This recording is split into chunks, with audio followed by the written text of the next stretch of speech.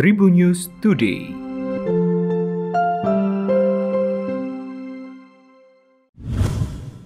Halo Tribuners, apa kabar Anda hari ini? Saya akan menginformasikan informasi terupdate untuk hari ini ya dalam Tribun News Today. Kita awali dalam berita nasional. Tim penyidik KPK memanggil sejumlah pejabat pada pemerintah Kabupaten Langkat, Sumatera Utara untuk diperiksa sebagai saksi dalam kasus dugaan suap pengadaan barang dan jasa tahun 2020-2022. Pemeriksaan dilakukan di ruang pemeriksaan Sat Brimopda Sumut, Medan Baru, Kota Medan, Sumatera Utara. Adapun para saksi yang akan digarap tim penyidik meliputi PLT Kepala Dinas PUPR Kabupaten Langkat, pejabat pengadaan Dinas PUPR Kabupaten Langkat hingga Kasubag Pengelolaan Bagian PBJ Sedda Kabupaten Langkat. KPK telah menetapkan 6 orang sebagai tersangka dalam kasus dugaan suap terkait pekerjaan pengadaan barang dan jasa tahun 2020-2022 di Kabupaten Langkat, Sumatera Utara. Sebagai penerima suap yaitu Terbit, Kepala Desa Balai Kasih, kakak kandung Terbit, Iskandar PA, serta 3 kontraktor yakni Markos Surya Abadi, Suhanda Citra, dan Isfi Syafitra. Kemudian 1 orang lain sebagai tersangka pemberi suap yaitu Muara Peranginangin selaku kontraktor. Selain dikerjakan oleh pihak rekanan, ada juga beberapa proyek yang dikerjakan oleh Terbit melalui perusahaan milik Iskandar. Diduga dalam penerimaan sampai dengan pengelolaan uang-uang fee dari berbagai proyek di Kabupaten Langkat, Terbit menggunakan orang-orang kepercayaannya yakni Iskandar, Markos, Suhanda, dan Isfi Syafitra.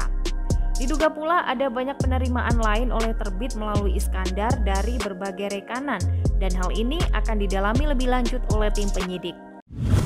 Kita beralih ke kabar internasional. Tribuners, survei yang dilansir oleh Traveler Digest yang dirilis tahun 2021 lalu menyebutkan wanita Ukraina ternyata adalah wanita tercantik di dunia.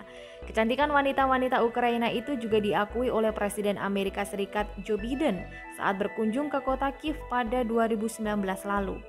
Di kota ini Joe Biden terkesima oleh kecantikan wanita Ukraina dan kecantikan mereka juga yang membuat nafsu tentara Rusia naik turun. Dalam invasi yang dilakukan Rusia ke Ukraina yang sudah berjalan 10 hari terakhir ini, wanita Ukraina tak lepas dari incaran mereka untuk memuaskan hawa nafsu.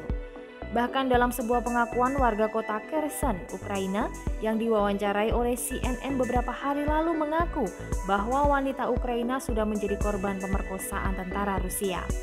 Para pengungsi dari kaum Hawa pun dikhawatirkan juga akan menjadi objek seksual. Dalam kondisi sebagai pengungsi dan tak memiliki tempat tujuan untuk tinggal, dikhawatirkan mereka menjadi objek perdagangan manusia dan dijadikan sebagai pelacur.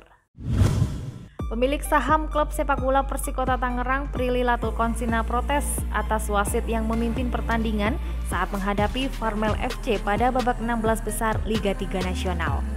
Prilly geram karena adanya dugaan ketidakadilan wasit dalam memimpin laga itu yang membuat timnya harus tumbang 3-0 di Stadion Gelora Delta Sidoarjo pada Minggu 6 Maret. Dalam unggahannya sempat terjadi keributan yang terjadi antara wasit dan para pemain Persikota yang dianggap melanggar pemain lawan di kotak penalti. Tidak hanya itu, beberapa kesempatan dari tim Persikota pun dianggap telah lebih dahulu terjebak offside. Prilly mengungkapkan beberapa keanehan di laga melawan Farmel yang merugikan Persikota. Mulai dari keputusan terkait offside, pelanggaran, hingga kurang tegasnya wasit. Prilly menuangkan protes-protesnya itu lewat akun Instagram pribadinya. Untuk kabar olahraga, bukan cuma skor mencolok yang menjadi sorotan dari kekalahan telak Manchester United dari rival sekota mereka Manchester City.